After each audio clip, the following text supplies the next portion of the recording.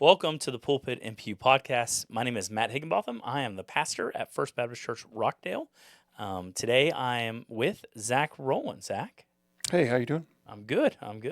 That's our second time doing this because the pastor forgot to hit the record button. It It's a happens. little behind the scenes Sometimes we need it. magic going on We for need you. it. You didn't miss much the first time through. What we're here to do today is to encourage you in your faith. The main topic we're going to talk about today is social media, Christians and their social media use. We all have different social media platforms that we're involved in, and how do we navigate that world out there? There's a lot of pitfalls, a lot of dangers. Yeah, it came to mind because it's a problem for me, like personally. Yeah. So I figured other people might have a Yeah, problem it's a with it problem too. for Zach only. I'm here as just a fully formed Christian in this area, so I jest. Yeah. But it is good to be Okay. with you guys today. I hope y'all had a happy Easter. This is Easter Tuesday for us, so it's good to be with you guys today. We always start by looking back, and so we'll look back at our Easter service. So Zach, you want to walk through what we did Sunday? Sunday we did John, chapter 20, verse 24 through 29. Story of Thomas, doubting Thomas, Didymus, in the Greek, I suppose, right? It is Greek. It's just Also funny, means funny the name. twin. Ah, cool. Well, we'll get to that very quickly. I'm just going to read through it real quick. It's a relatively short passage, and it'll be better than me trying to summarize and committing heresy or something. Appreciate you avoiding heresy. Verse 24. Now Thomas, called the twin, one of the 12, was not with them when Jesus came. The other disciples therefore said to him, "We have seen the Lord." So he said to them, "Unless I see in his hands the print of the nails, and put my finger into the print of the nails, and put my hand into his side, I will not believe." And after 8 days, his disciples were again inside, and Thomas with them. Jesus came, the door being shut, and stood in the midst, and said, "Peace to you." Then he said to Thomas, "Reach your finger here, and look at my hands, and reach your hand here, and put it into my side. Do not be unbelieving, but believing." And Thomas answered and said to him, "My Lord and my God." Jesus said to him, "Thomas, because you have seen me, you have believed. Blessed are those who have not seen and yet have believed." Stands out to me that we didn't mention this first go around, but sometimes it's a good thing to have another chance at it. That not only does Thomas believe, he jumps straight to like a Christological understanding of it, like that he says, "My Lord and my God," and Jesus doesn't say, "No, no, no, no, not your God." He says, "Yeah." He just continues on. Yeah, that's important for people who might. There's arguments that would be made that Jesus never claimed to be God, like the second person of the Trinity. You get that a lot. Jesus Yeah, never I see made that a lot. claim. Like he sure made a lot of claims similar to it, and then he allowed a lot of people make that explicit claim, and Yep. so he definitely viewed himself there. The thing that jumped out to me when we talk about doubting Thomas is like how we'd be so similar to that in this real world. We would doubt the resurrection. If someone just told us, "Hey, someone's raised from the dead," you wouldn't be like, "Oh no, I definitely don't. I definitely think that happened." You'd most likely be very skeptical, like Thomas. Yeah. Give him a little bit of a break, because Jesus did. Like Jesus was gracious to him, was willing to meet him in his doubts. Say, Mm-hmm. "What do you need to believe?" And I think Jesus still does that today in a lot of ways. Those of us who walk in doubts, like Christ will meet us there. It may not be on your timetable. Thomas had 8 days of waiting and watching for the Lord after being told by all the disciples, like, he's here, he's really here. And he's like, "Yeah, I don't believe it. Until I see him, I won't believe it." And for 8 days, he never saw him. So you may. I think I mentioned that last podcast. That like when I do get the chance to really try to witness to somebody and they have doubts, that I always end on that, like, just reach out, like, in your own time. I'll do it with you if you want, but in your own time, reach out to God. Pray. Um, I have no way of telling whether or not they do, but I would guess that a lot of people probably don't, because I think there's a doubt in people, that when you get to that point and you're witnessing and you tell somebody to just reach out and pray, there's no barrier there, right? Like, you can do that in your own time, and Yeah. you still kind of will notice this hesitancy. Like, it's like, if you can't do that, it should tell you something about yourself and where your disbelief is coming from. Yeah. Well, it's tough to humble yourself enough to speak to the God of the universe, like, and with an openness to say, I guess like, that's true. Yeah. Lord, will you help me? Will you Yeah. answer me? Will you respond to me? Do you care? Yeah. But he does. You see that, and like, it was gracious the way he did it. Like, yeah, Thomas persisted in doubt for a long season, but all right, I mean, it's 8 days, but 8 days of people telling you your Savior is alive and you disbelieving is forever.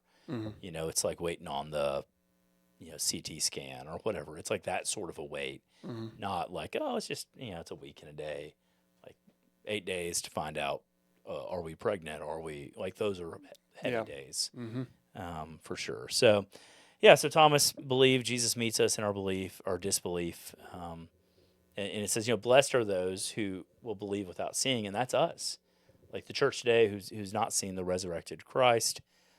Like, blessed are we to do it. And then right after that, I didn't cover this on the Sunday, but right after that, John says, like, and that's why I wrote this book, that you might believe that Jesus Christ is the Son of God. I've given you all of these stories, so even though your eyes may not see him, he is the Son of God. Yeah, he knows that his audience isn't going to have the same perspective he has, or the characters the disciples have. Yeah, and so when Jesus said that, John made note of it, and he's like, I'm going to make sure people hear the stories, and hopefully be blessed by belief. I hope y'all have reached that point of belief. If not, like Zach said, cry out to God.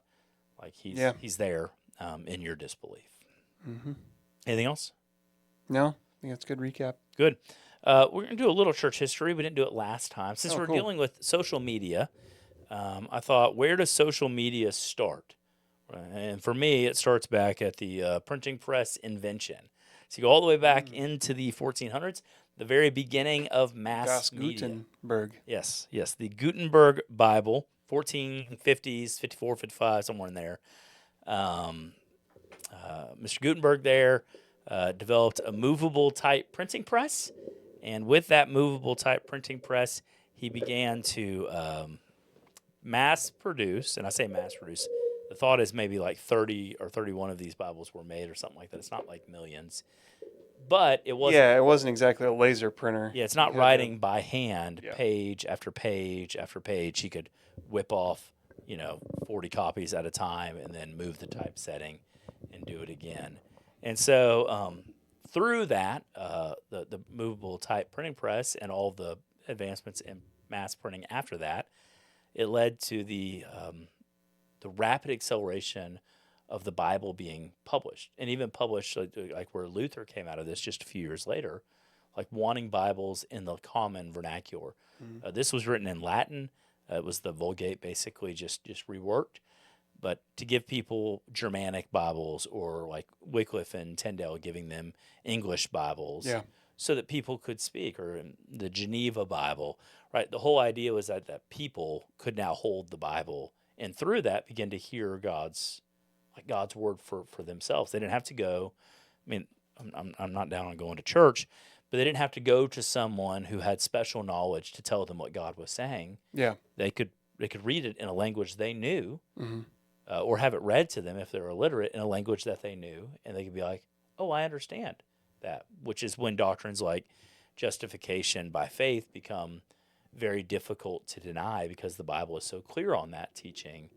And I think all of that traces back to Gutenberg, kind of the first mass media thing that we have going on there. Yeah, definitely.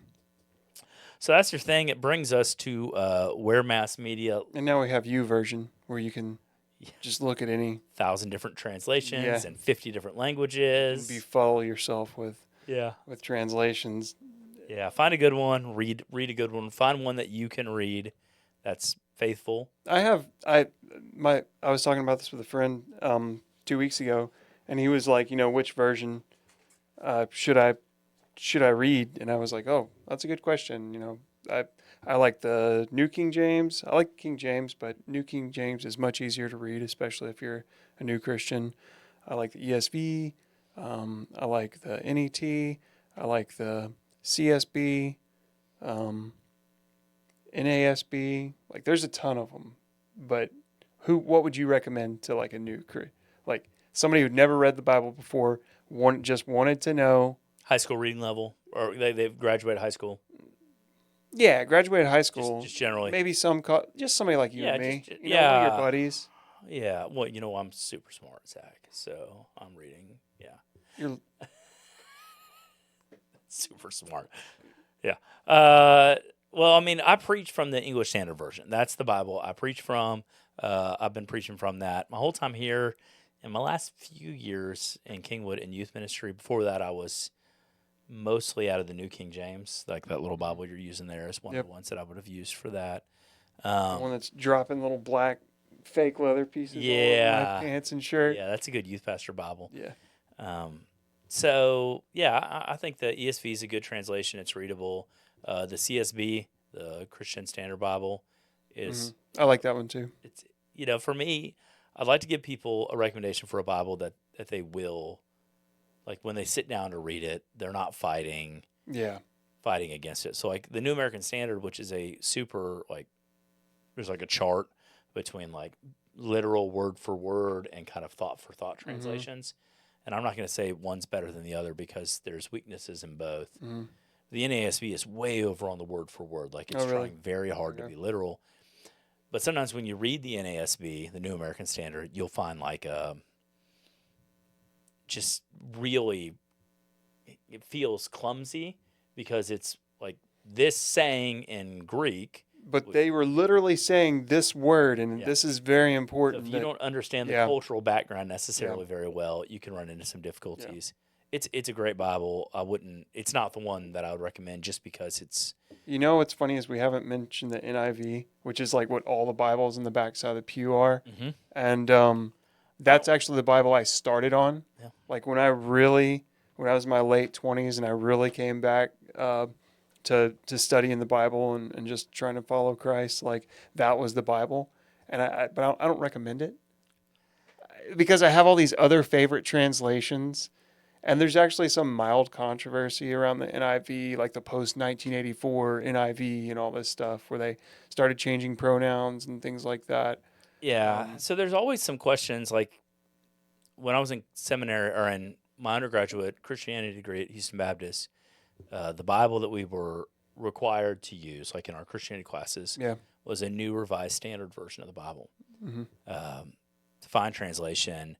But it was my first introduction to like when you're reading Paul's letters and it's like, I command you brothers to do this. It's like, I command you brothers and sisters to do this.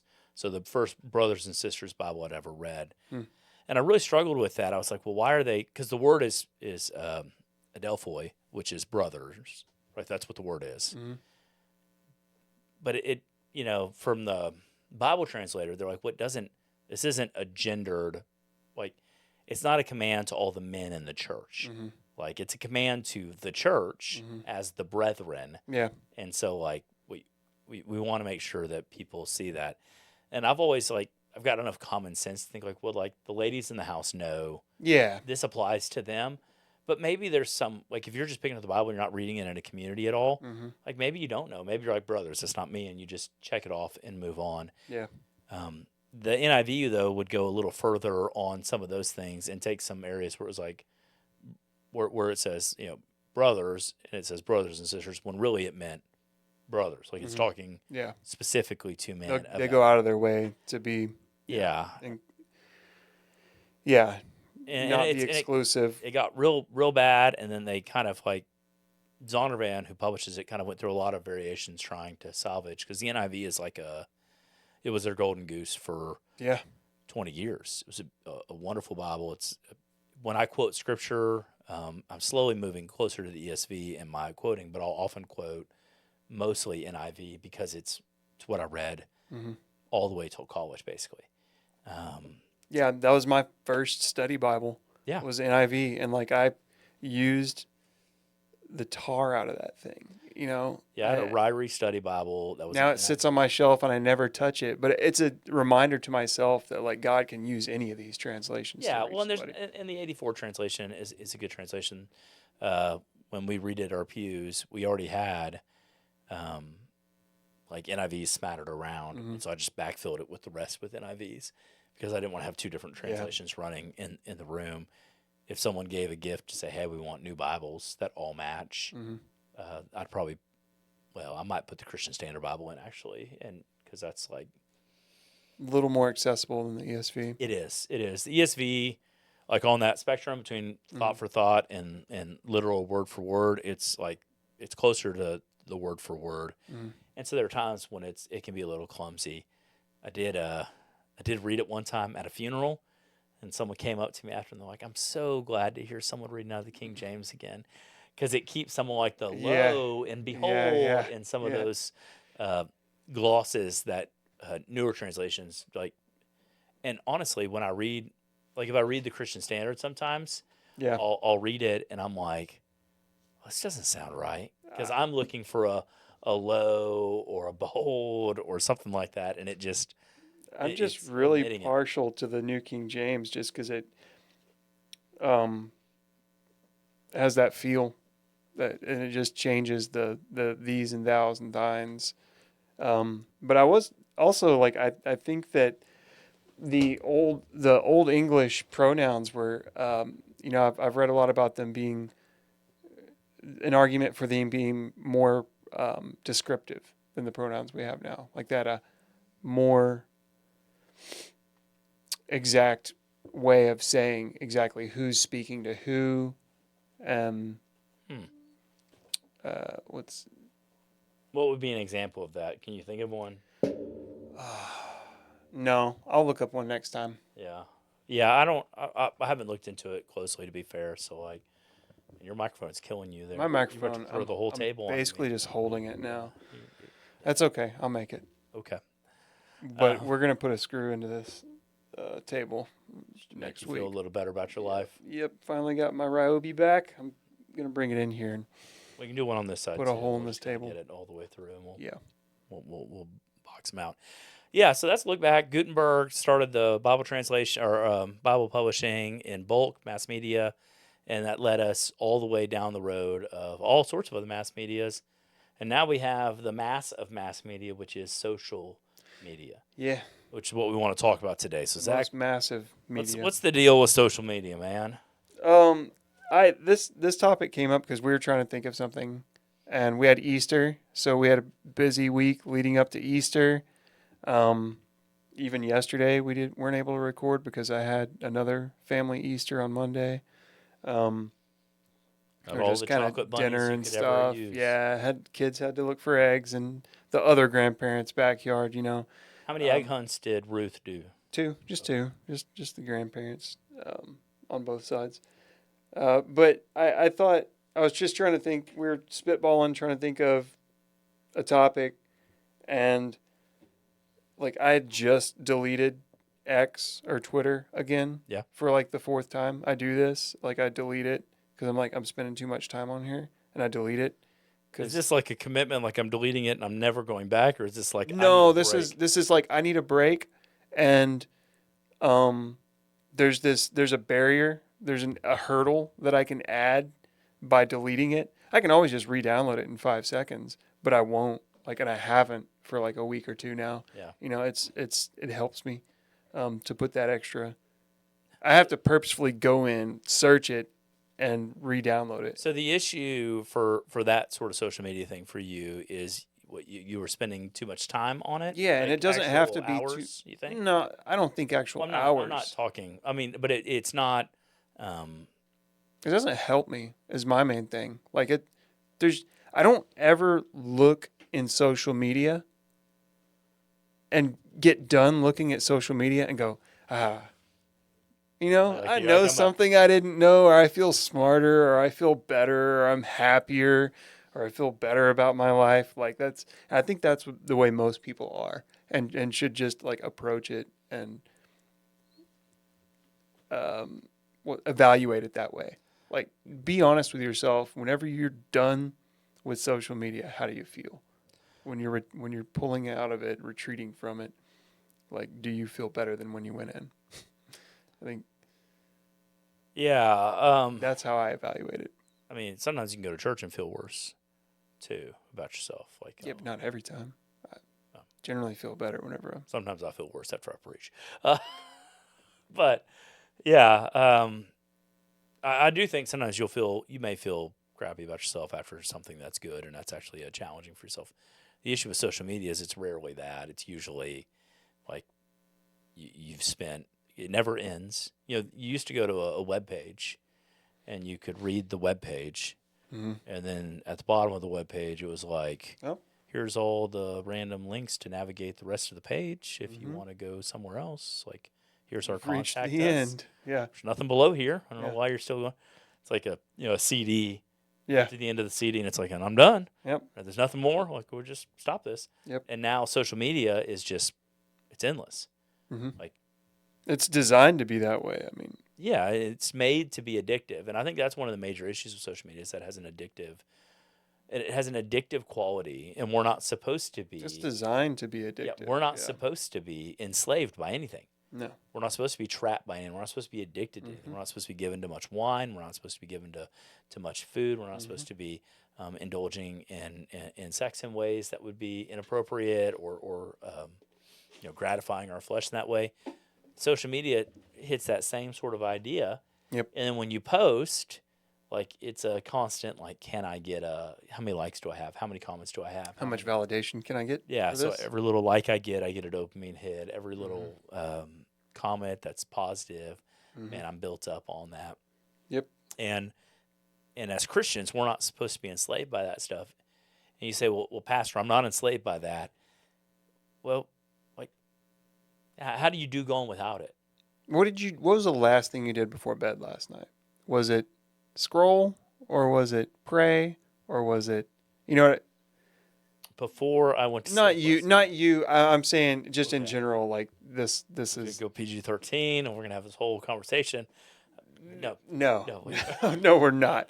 It was The last thing I a did- general last like thing I did was I pray, but we always pray after we turn off the lights. It's kind of more like, and we're done. No, we're talking. We're done. That's a nightly thing for me. yeah.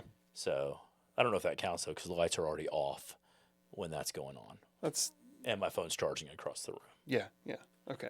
Well, I think that if a lot of people were honest with themselves, social media is the last thing they would do. Just like to get this as awkward as I can for you. I know. I'm trying to Try to pull out of it, Yeah. trying to get away. trying to hit the eject button. Yeah. So years ago, It is super addictive though, in that way. Yeah, years ago, one of the websites that I still will read sometimes, it's actually where we get a lot of our heretical nonsense of the week, the Protestia guys. Yeah. Before they were that, they were pulpit in the pen, or pulpit in the pew, or pulpit in the pen, pulpit in the pew. No, we're pulpit and pew. Pulpit in the pen then. They That's were what pulpit and pen. Good. Okay. Never heard And of then it. they flipped over to Protestia, same people in charge of that. And I'd read their stuff pretty often then, daily check it, just see what they've got going on the website. And then there was like a Facebook group that was somehow like put into, like, connected to them, Pulpit Bunker or something, I don't know. And so I joined that Facebook group, and I would find myself like in this little Facebook group. And if you've ever been in a Facebook group, like, it's constant. Like, I haven't had Facebook for a long time. This one topic just over and over and over again keeps getting brought up. Mm-hmm. And so a lot of what they're exposing in that group is like false teachers, people abusing their position. But I realized after about a month of being in there, I was super unhappy. Yeah. Like, I was so angry with every other denomination, every other church, like to look across like the Christian spectrum, like to be able to look at someone and be like, yeah, I don't know if I agree with what you're saying, but we can have a conversation. I was ready to like cast them out of God's like kingdom. Like I had the power to do that. Like, you're not one of us. And it was all because I was drinking so much of that that in small doses it's healthy, like to have a discernment ministry, and it's good to be Yeah. discerning of like, oh, there are dangers out there, and I need to warn my sheep about these dangers. Mm-hmm. But if that's all, or if that's it wasn't all, but if it's eating a lot of your time, Mm-hmm. like all of a sudden everything is a danger. Everyone's a problem. Everyone's trying to get you, and then you get radicalized with fear Mm-hmm. or anger, and then it affects your personality. So I was just an unhappy person, and so I was like, I got to leave this group. Like these are mostly pastors, Yeah. but like I can't be around them. And like most things, I feel like you start down these paths, or you start on these apps or social medias or whatever with the best of intentions, like a lot of sin does. Like when we were young, when I was young, Reddit had just come out. MySpace was new, which, by the way, MySpace was fine. I felt like you had to go to someone's MySpace page, which it was just basically like a Squarespace, or like a thing where you made your own little personal web page. I remember. And somebody had to go look at your page to see what's going on. Oh, I wonder what's going on with Jeff or whoever. And you'd go to their page and be like, okay, cool. See some pictures they posted about going to a concert. Because it plays their songs. This is the music they're into. But there was no feed. There wasn't that drip where it shows you everything everybody's doing. You had to go to somebody's page. And if you run out see of their what top everyone you know's friends doing, then they'll start feeding you other stuff. Yeah, exactly. Yeah. But anyway, so Reddit, MySpace, all that stuff was new. It was pretty cool. Best of intention. Still had that Wild West feel, like it didn't feel curated or overly corporatized, you know. Hadn't figured out how to monetize. There were no algorithms yet. Yeah. They hadn't. The heavy monetization wasn't there, and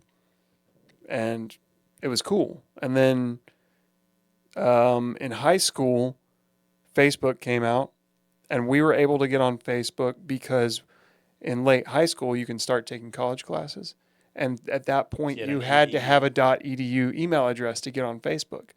And then 2 years later, all of a sudden grandmas and 40-year-olds start showing up, and kids, and you're like, oh, this is turning into something else completely. Yeah. It's because more eyeballs, Yeah. more ad space, Yeah. more ad revenue. Because they're basically just advertising companies. Mm-hmm. Right? Every single one of these social media companies are basically just ad selling companies. What we got was the prototype, and then they're like, okay, there's gold to be mined here. People will stay. Yeah. They want to be able to share their interests. They want to be able to share their pictures of the Easter egg hunt. They want to be able to share their stuff. So if we can get them to do that, Yep.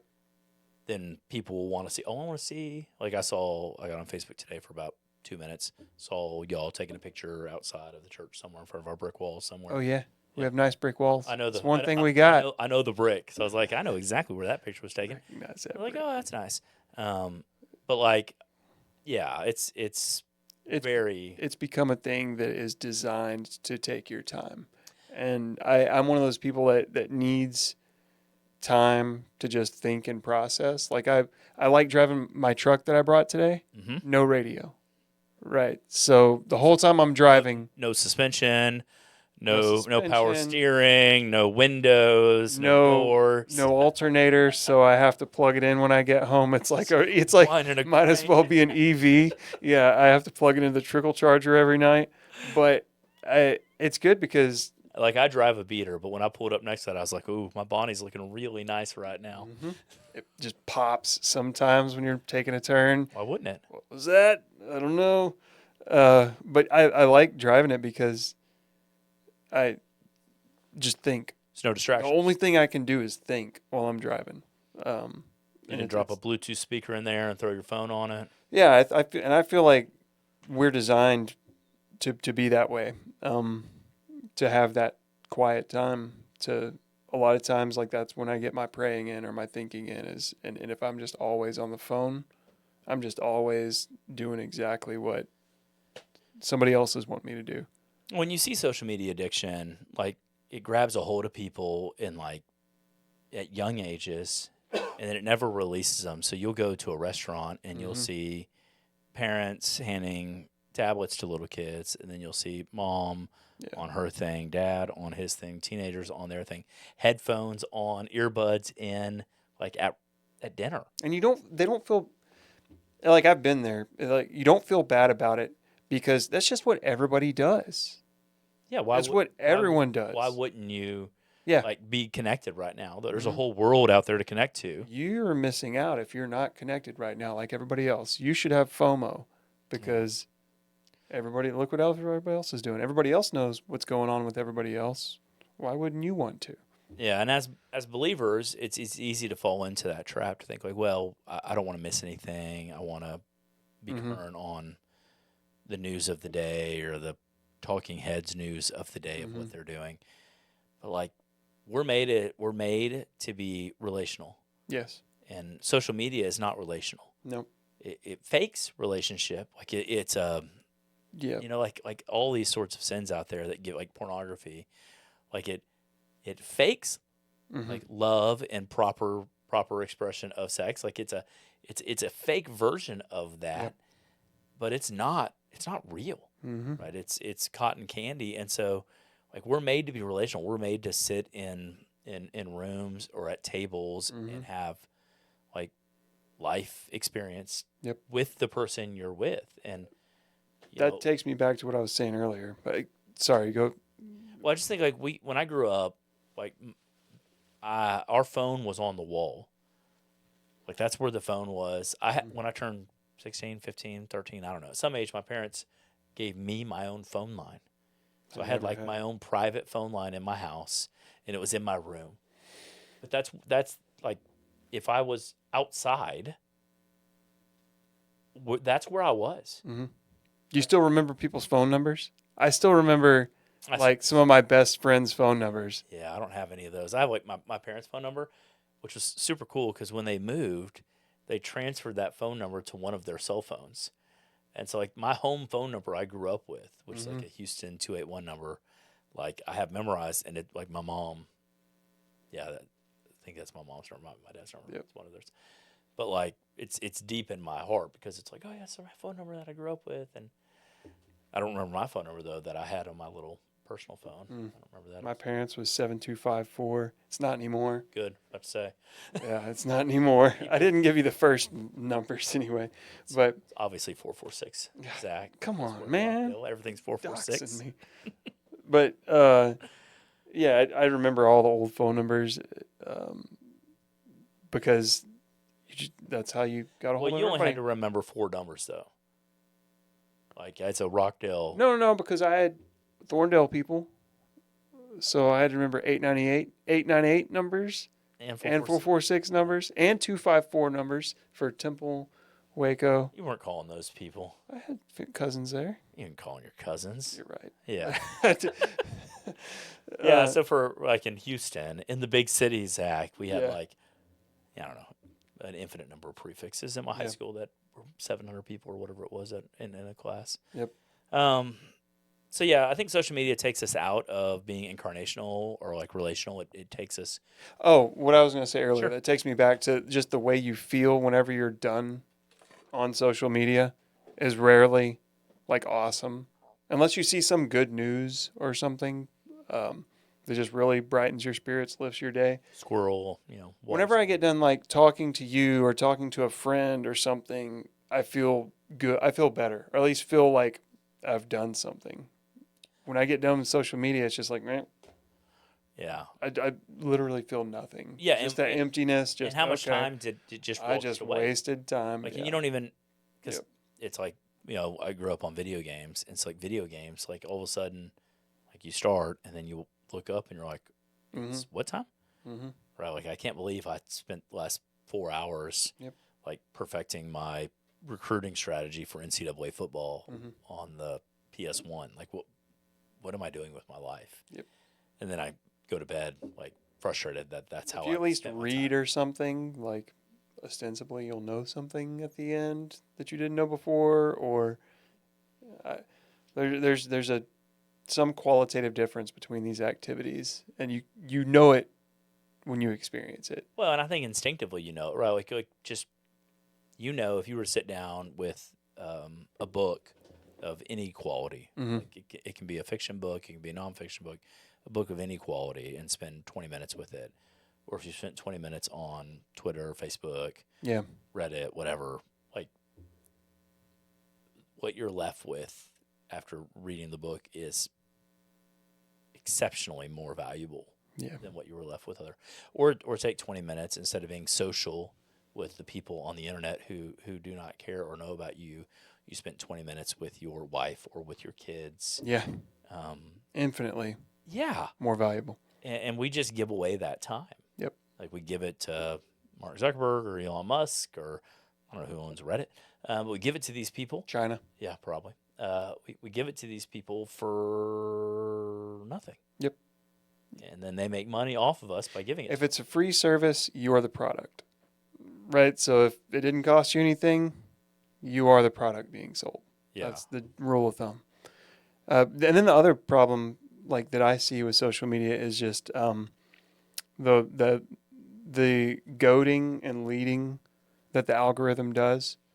You see this in all kinds of things. Pushes towards it'll radicalization. push you towards bad things, right? If you're it'll start off with your demographic. It knows you're a mid-20s male or a young male or something. It's going to push you towards porn and what they call thirst traps and things like that. If you're, or it'll push you towards some right-wing stuff. Or if you're a female, I'm sure it'll push you towards jealousy or whatever feelings. I don't know that women are prone to, or just it's never good stuff. Yeah. It's never pushing you in a good direction. Well, and there's a natural, like the algorithm setup is naturally going to create echo chambers, and they know you're going to stay in the app longer. You're going to stay on the site longer if you, like, if you're in a place where you're agreeing with people. And so they just throw things that you're naturally going to agree with. The problem is, like, you may be, like, politically, you might be right of center. You may be fairly conservative.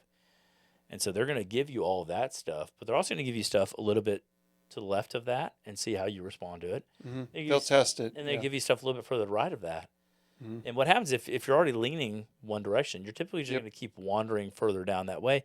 And eventually you're, like, over time can end up way far away from where you would have been had you never opened yourself up to that sort of idea. And it goes the other way on the left as well.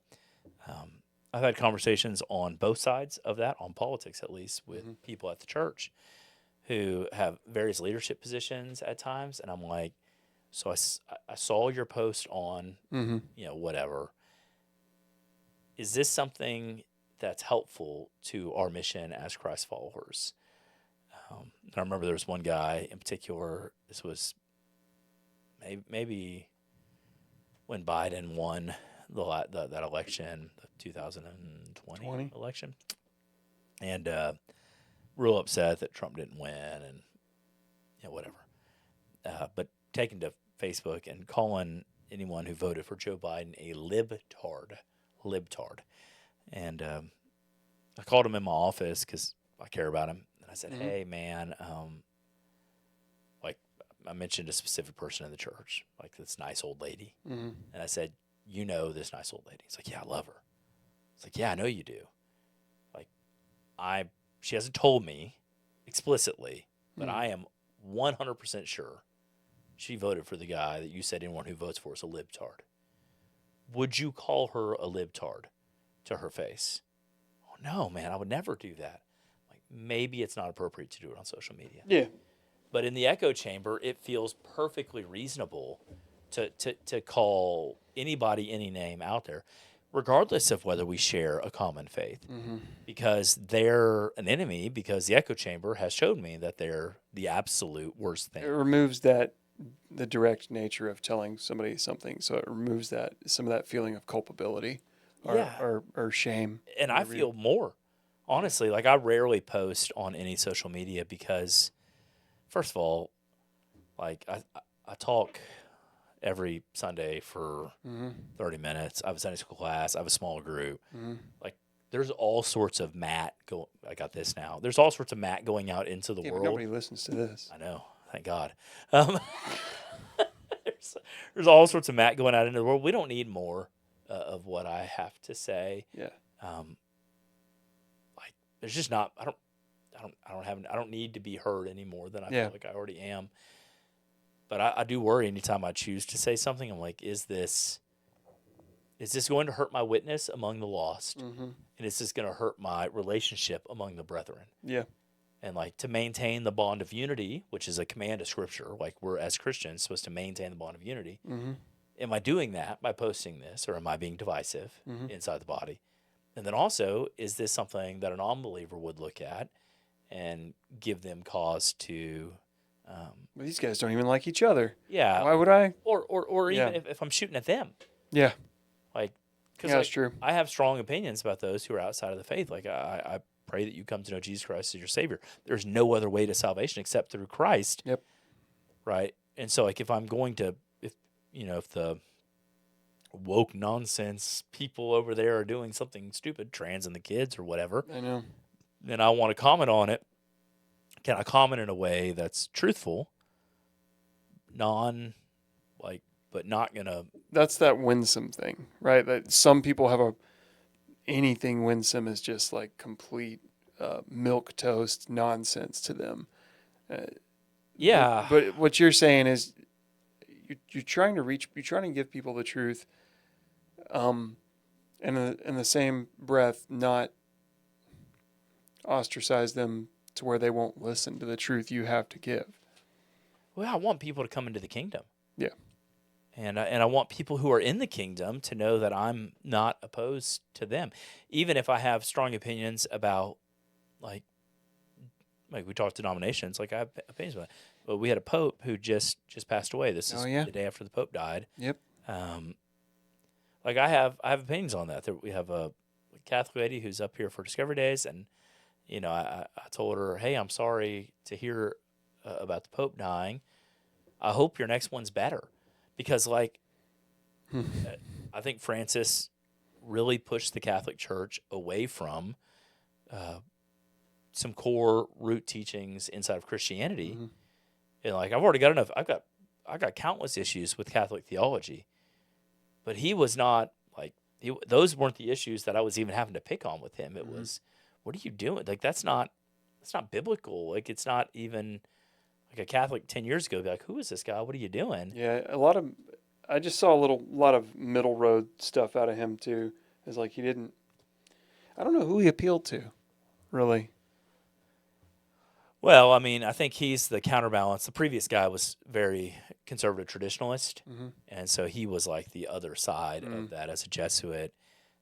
And forgive me, I'm not an expert on all things Catholic, so I don't want to pretend like I'm an expert on the Catholic. I'm not either, just like I'm not an expert on all things Reformed. I talk too much about that. Yeah. That's one of those things I'm divisive about that I shouldn't. But like if I was to take to Twitter or to Facebook today and give like my unvarnished thoughts on the Catholic Church and the former Pope and, I don't know, new Pope nominees or bishops, cardinals, I guess, who are going to be up for it. Was it John Paul the second? John Paul II was like our whole childhood. Yeah. Okay. And then it went to Ratzinger, who was... Oh, yeah. Ratzinger. Benedict. Yes. Was his name. Yes. And then, then the current guy, Francis. But, like,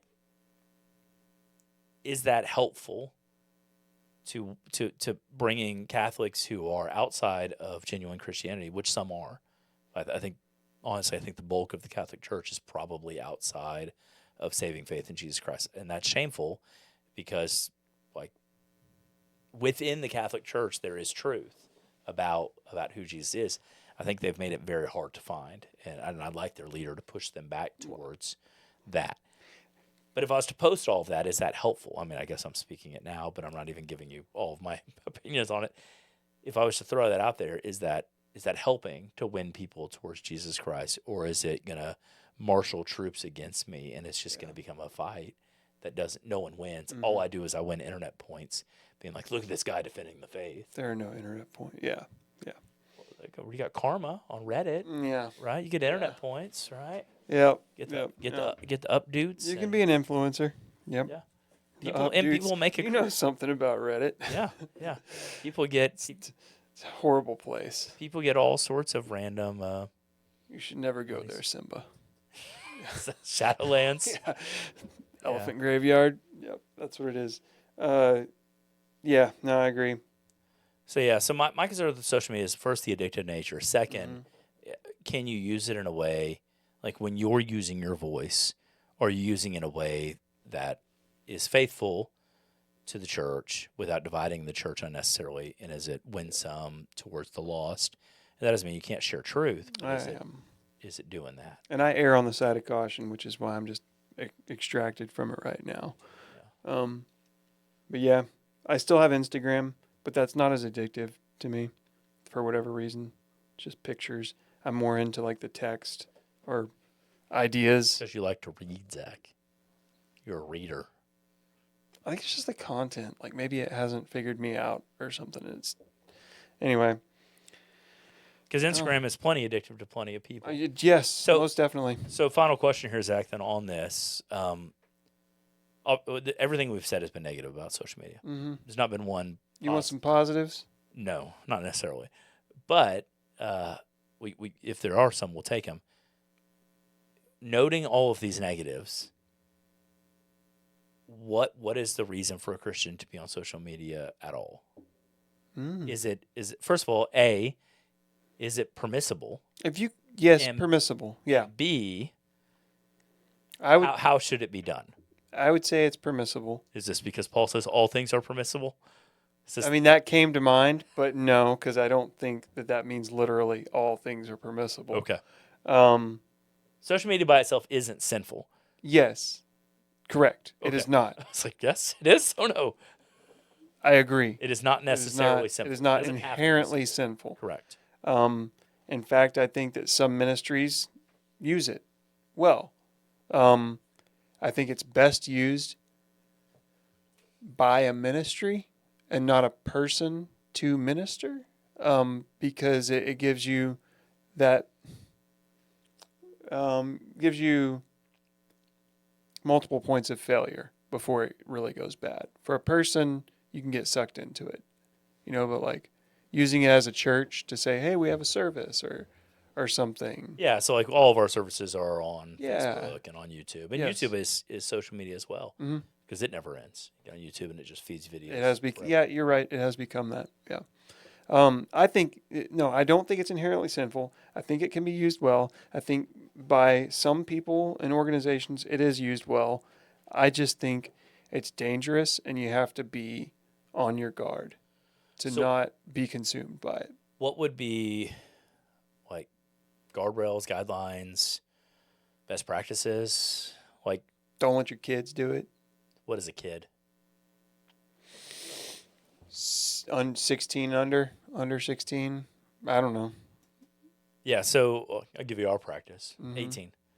Good practice. That's our practice. I'm trying not to be too hardline. Like I have some extreme beliefs, and like I would say 18 as well. Yeah, well, and I don't like what I do inside of my family isn't necessarily the best practice. It's our practice though. Like at 18, you're an adult legally, so like you can start trying to figure this stuff out and now some people would say, well, let's let them figure it out while they're under my like watchful eye, and I'm sympathetic to that too.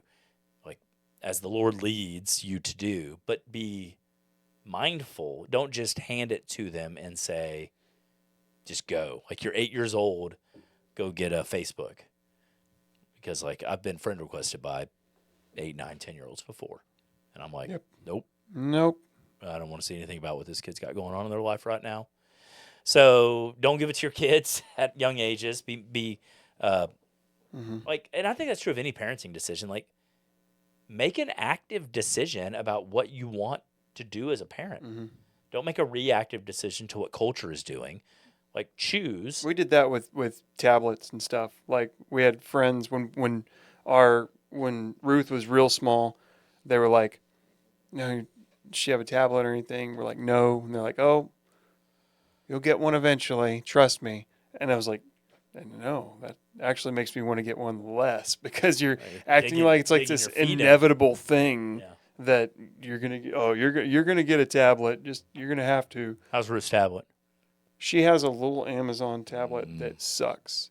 Yeah, she's got the tablet. Can I say that word? It's up on a shelf in the closet. Okay. Yeah.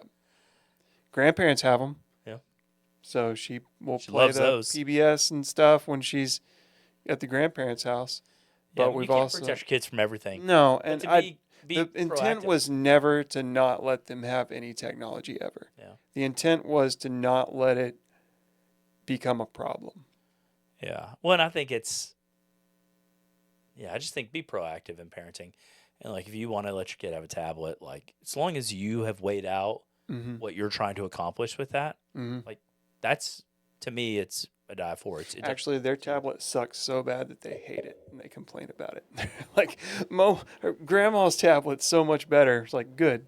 yeah. Go Then see you don't grandma. want to play this one. Why don't y'all go to grandma's house? We can have a night to We ourselves. gotta limit that too, though, because otherwise they always want to go. Limit grandma's house. Sorry, Debbie. Yeah, yeah, and like I don't have a PlayStation. I have one of those little Super Nintendos that has like Mario Kart. You know, it has all the preloaded games on Okay. it. Like, just have pared back versions of these things. You don't need. They don't need the. They're kids. They can have fun with a cardboard box. They don't need Everything. all the stuff. All right. So social media, like maybe restrict some of what the kids do Yep. on it. What else? What are some other guidelines that might be helpful? I don't know. You give me one. I think post less, think more. So like before you hit post, like run it through a real quick filter of like, is this like, like is this true? Is this pure? Is this noble? Is this beautiful? Is this the sort of thing that we want people to think on? Mm-hmm. And if it's not, don't post it. Mm-hmm.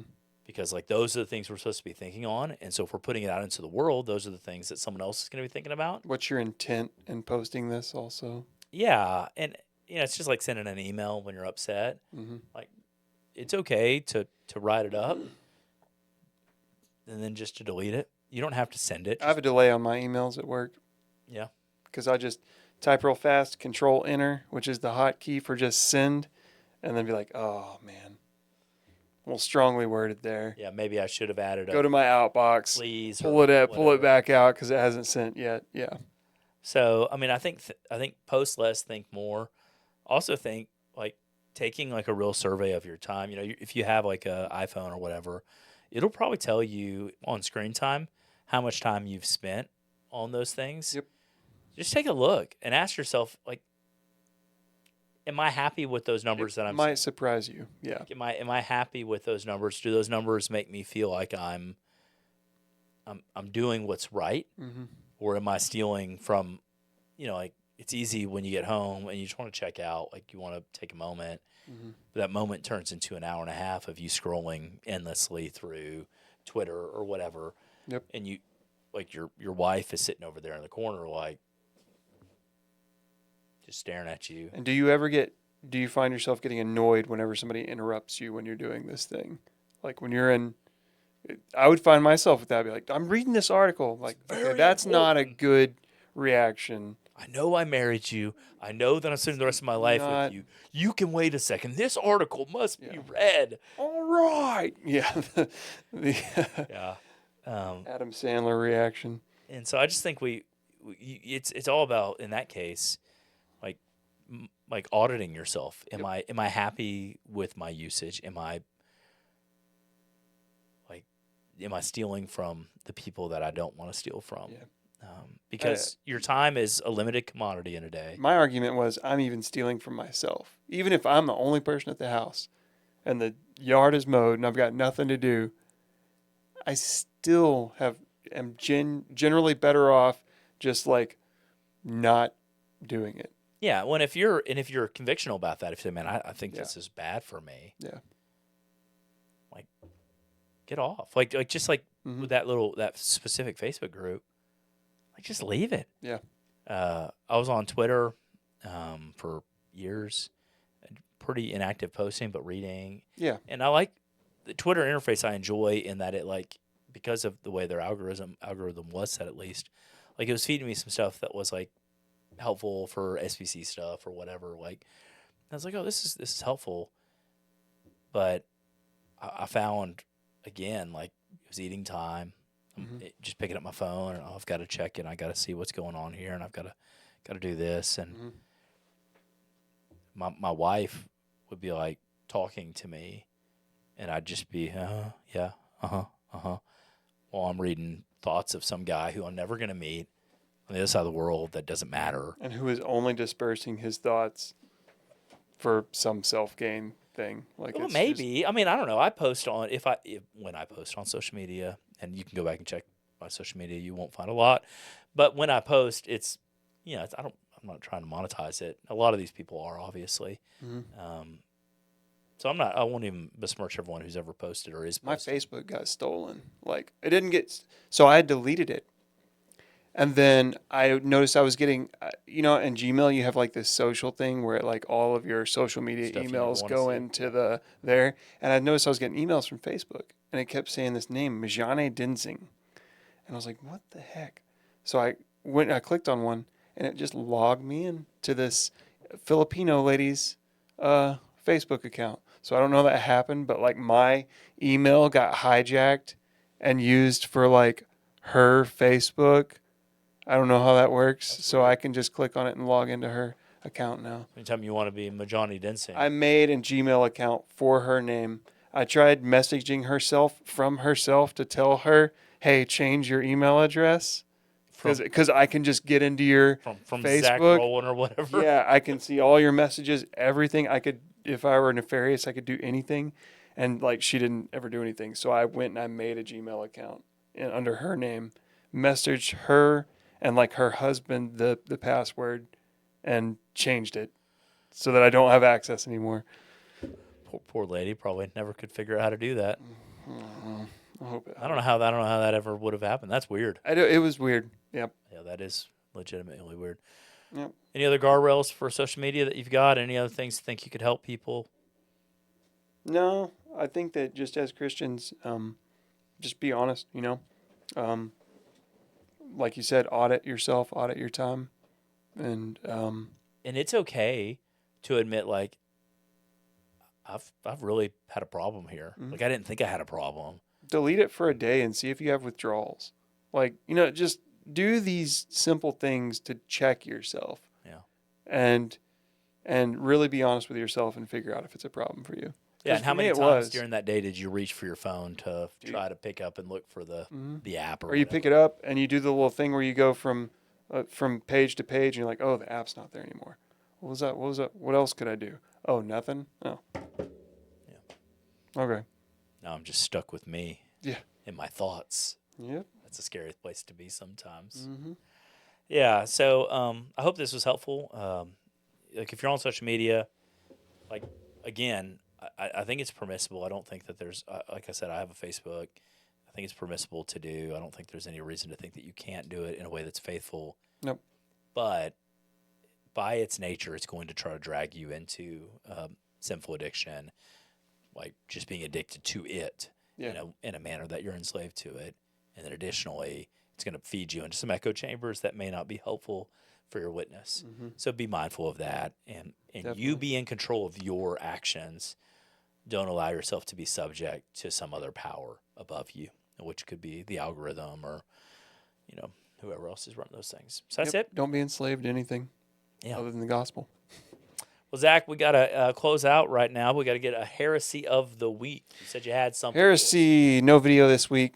I did find this thing about, he's on Protestia. I always read it as Protestia, like they're Protestants, but I don't know. Maybe I'm saying that. I say a lot of things wrong. Don't take my word for anything. Right way to say it. I assumed it was Protestia. Protestia. I Like go Wikipedia? Protestia. I go Protestia. How do you go? You go Protestia.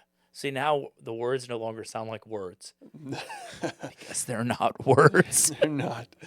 Right, anyway, they've gotten they had this post about this Unitarian church. Okay. A couple weeks ago we gave the UMC a lot of flack, but I do think you can go one worse. Well, there's Unitarian. several worse than the UMC, to be fair. Yeah. But yeah, Unitarian's a mess. Yeah. So they're advertising a divination night. Divination, as in divining the will of God or casting Divining out spirits and such. Yeah. Like I'm gonna draw out from the dead. Yeah, like the stuff that Saul killed people for and Took part of himself later. Yeah, then later took part of himself. Yeah. So it says this Friday, divination night, November 15th. Come cast your bones, stones, and runes. Read tarot cards, oracle cards, or a crystal ball. Whatever your divination method, come join us for divination night. We will be performing divination for ourselves and for others and socializing. If you're able, bring a snack and or drink for yourself and to share. The Covenant of Unitarian Universalist Pagans, CUPS for acronym, is an organization dedicated to networking pagan-identified Unitarian Universalists, educating people about paganism, promoting interfaith dialogue, developing blah, blah, blah. Anyway, you got the gist of it, right? I started to feel dumb just reading it. Yeah. So it's a potluck divination. Mm-hmm. However you want to divine. Yep, whatever you want to divine, for whoever you want to divine. Yeah. Is that something that once upon a time was a church? Yeah, once upon a time. I don't know. Yeah. I don't know if Universalists were ever really Christian, though, to be fair, because they're always one. Everyone gets in. Mm-hmm. Everyone gets in. We had friends, and when we lived in Round Rock, that went to church up there, that went to Universalist church for and they posted real heavy about it for 2 months. And then I don't think they kept going. I don't think it's... Why would you keep going? Yeah, exactly. Who cares? It's self-defeating. Yeah. Okay. Mm-hmm. Yeah, just enjoy being... It's just a club. Legit pagan there. It's just a club, yeah. Yeah.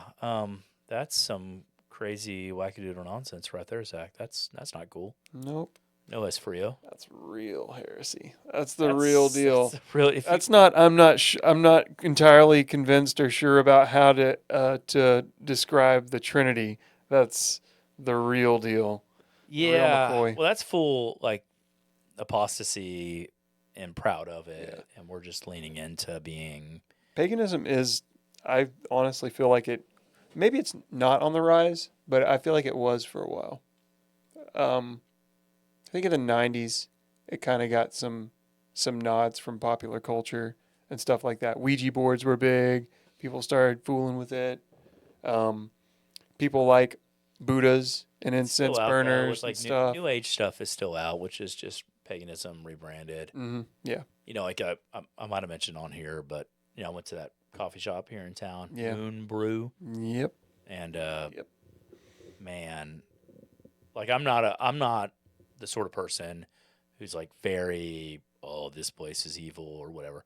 And they're probably not evil, but they're not on the side of Jesus. Right. Because I was there for some city town hall thing, and I look over beside me, and there's a table with some dream cards, which I think are basically just tarot cards.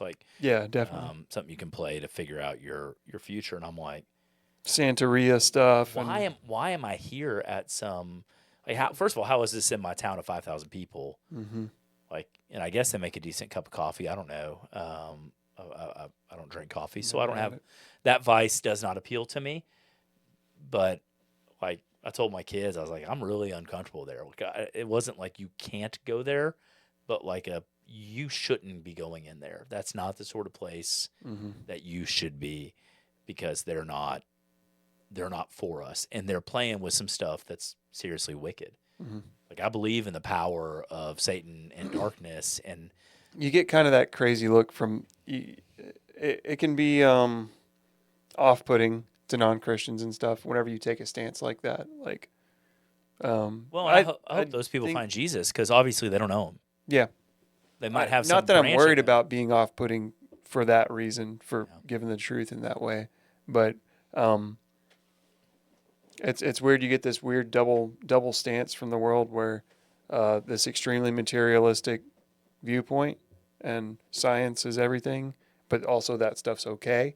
But the supernatural aspects of Christianity are not okay. Yeah.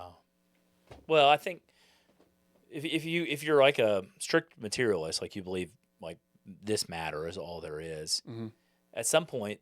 You find there's a real emptiness in there. So I have a friend who's pretty avowed atheist, materialist type guy, and we were having this conversation, and where he takes any sense of hope is the atoms that make up his body were once stardust somewhere else across the universe or whatever. And when he dies, like at some point, they'll be recycled out towards that. Like That would do nothing for me. yeah, but I mean, like to me, it's a very like nihilism like leads to like this like just very depressive outlook. Nothing matters. There's no purpose. To Are these men dangerous, Walter? No, Donnie. These men are nihilists. They can't hurt you. From? Not a movie you should watch. The Big Lebowski. Yeah, I've never seen that. No, Donnie. These men are nihilists. They can't hurt you. Yeah, it is really hollow. That grasping at that's where straws. materialism goes. And so when you reach, if you've been breathing in that long enough, and you reach that kind of state of nihilism at the end of it, and you're like, this is really despair. Like, I go to bed at night and I close my eyes in a terror that like, this is it. Yeah. This is all that there is, and then it pushes you towards like, well, there's got to be more. Mm-hmm. Well, you're definitely not going to go to Christianity because that's the established religion of the masses. So then you start looking at these weird, like, what did my ancient ancestors do? And they worship the trees with the druids or whatever, and so you run into that stuff. Yeah. And I think we as Christians, we should have nothing to do with that. Like it really is an area where we should avoid. So if someone invites you to the Universal Unitarian Church to do a seance, what was it? It was a divination.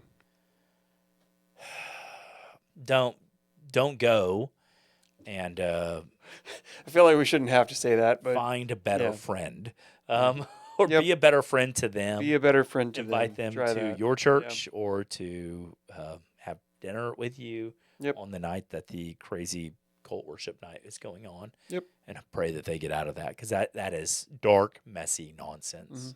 I think it can lead to some really bad stuff. Well, and as I said, I believe there's power in. Me too. Like there are powers at play here. Yeah. And so like you're like, look at this, it works so well, and I'm like, that's what would scare me. I'm not saying even stay more. away from it because it's just silly nonsense. Yeah, that's what would scare me even more. It's like when someone's like, well, I've seen this. Yeah. I've seen this power work through this. And I'm like, who's empowering that? Because it's the bad guy. It's not the good guy.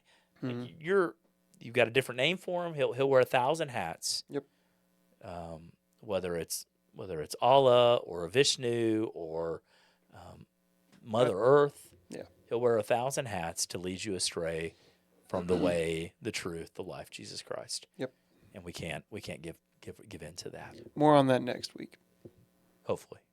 All right. Nothing else? Cool. Nope. All right, guys. Let me close with a word of prayer. Lord, thank you for our time that we had today. Bless those who watch this with discernment on how to handle their social media, what to do with it, and to be good stewards of it. I pray that you would guide us this next week to be faithful, fruitful followers of yours. We love you. Amen. Amen. Peace.